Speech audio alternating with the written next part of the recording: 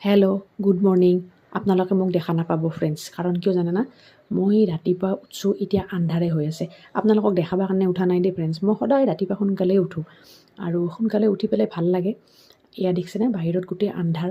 মই গা পাও ধুলোঁ, তেতিয়ালৈকে মোৰ গা ধোৱা হৈ গ'ল আৰু গা পা ধুই পেলাই এতিয়া মই প্ৰথমতে ঘৰ সাৰি ভগৱানৰ প্ৰাৰ্থনা কৰোঁ।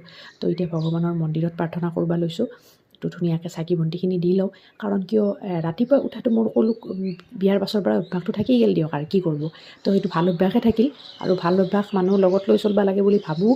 তো চাকি বন্তি দিলোঁ, চাকি বন্তি দি পেলাই এতিয়া ৰাতিপুৱা আমি হয়তো গৰম পানী, নহয়তো বা কেতিয়াবা হালধি পানী, নহয়তো বা কেতিয়াবা জিৰা পানী, সেনেকৈ যি থাকে ঘৰত সেনেকৈ খাওঁ আৰু।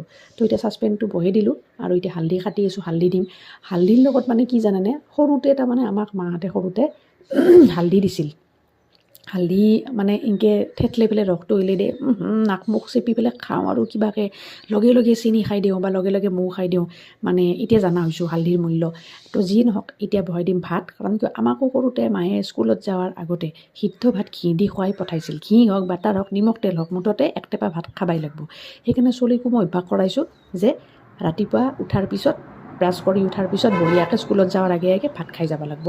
পিছফালৰ পৰা গাড়ী চাউণ্ড আহি আছে, বেয়া নাপাব দেই।